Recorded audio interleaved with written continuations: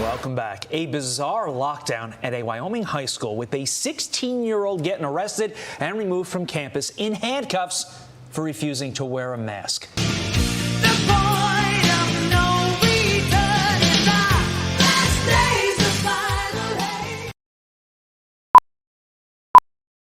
Hi everybody, my name's James and you're watching California High Desert Preacher, and I have a very interesting video for you guys today. You will not believe what this topic is about.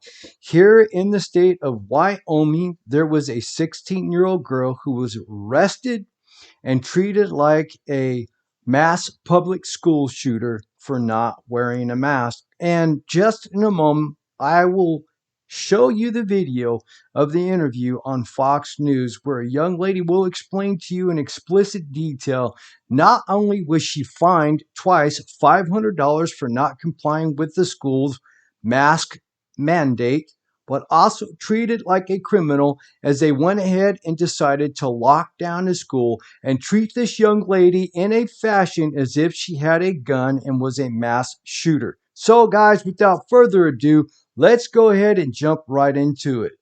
Welcome back. A bizarre lockdown at a Wyoming high school with a 16-year-old getting arrested and removed from campus in handcuffs for refusing to wear a mask. That student, Grace Smith, and her father, Andrew Smith, are with us now.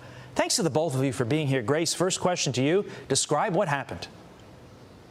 I have been protesting the mask things with fellow students for the entire school year, and I went to school like normal, and I left first hour after coming back from my second suspension for them calling it a continued willful disobedience for not complying to the mask mandate. I had previously had one $500 citation, and during first hour, I went down to the front office and they locked me in the lunchroom before I was even suspended, and then gave me a second $500 citation for trespassing after my suspension, and then proceeded to arrest me after putting the school in lockdown for an hour and a half.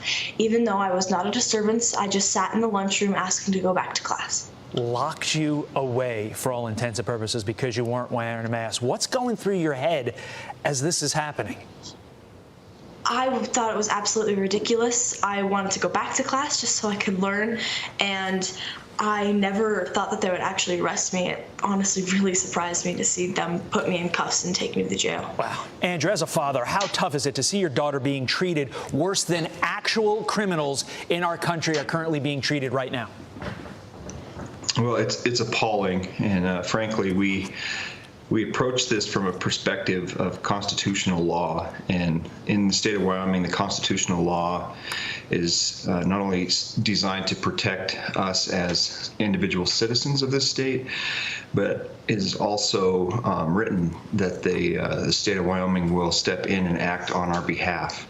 And we're just appalled that through this whole process that nobody would step in and act on Grace's behalf and support her civil liberties that were guaranteed to her by the Constitution of Wyoming. And so it's been just amazing to witness from an outsider's perspective, and appalling, frankly, that they would take it this far, and that nobody through the entire administration, whether it be law enforcement officers, city police chief, county sheriff, governor's office, it didn't matter. Nobody was going to step in and help on her behalf.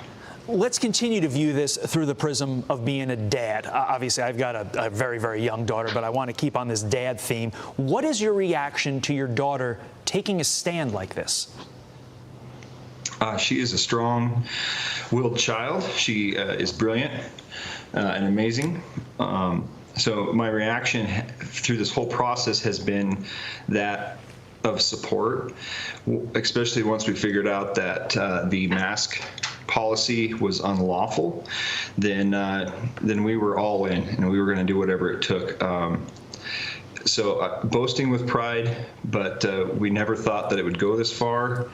And I'm just so stinking proud of this girl for standing up for herself. And it's not just her; she's doing it for the civil liberties of every individual.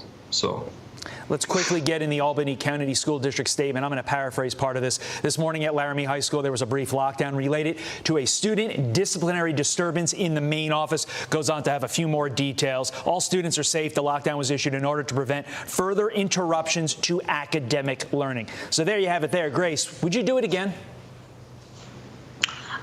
If I had to, yes, but at this point, it's not safe for me to be at school because there have been threats to my family, and there was a threat of a school shooting last Friday, so gosh. I won't be returning anytime super soon. All over a mask. Final question to you, Grace. What's your message to those who feel that their rights are being trampled on, whether in this kind of a context or just in general? I believe that every right that you feel is being infringed upon is worth fighting for.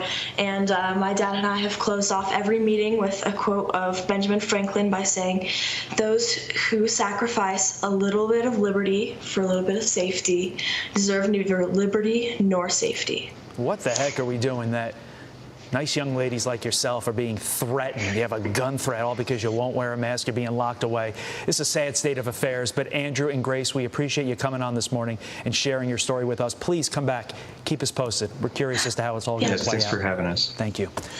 All right, guys, I hope that you enjoyed the video. I don't know if you remember, just a couple of videos ago, I made a video talking about how the federal government is using the Department of Justice to sic the FBI and local law enforcement on parents who are standing up against the tyranny and school boards who are trying to take control, acting like they are owners of our children.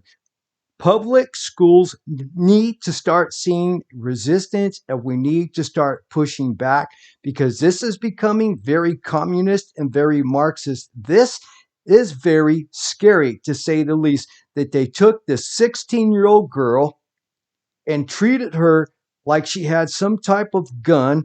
They shut the school down, and this bears repeating. They treated her like she was a school shooter or some type of local terrorist. Just imagine if this goes unchecked, how this is going to ramp up all across the country and escalate to a point where they'll be coming to your house and telling you exactly how to raise your children and what they're going to be doing with your kids, why the kids are attending schools during school hours. Guys, if you don't take this serious and if you don't stand up now and speak out and let the government know, this goes against everything that we stand for and this country was founded on. You're going to regret it soon and very soon. I guarantee you. Well, I'm going to go ahead and let you guys go by saying, God bless you. Remember John 3:16, that God so loved the world that he gave his only begotten son, that who should ever believe in him should not perish but have everlasting life. Remember, I love you. My wife Ken loves you. But most important of all, Jesus died on that cross for your sins, and he loves you. I'm out of here. 3:16 did not come to the world but to save us.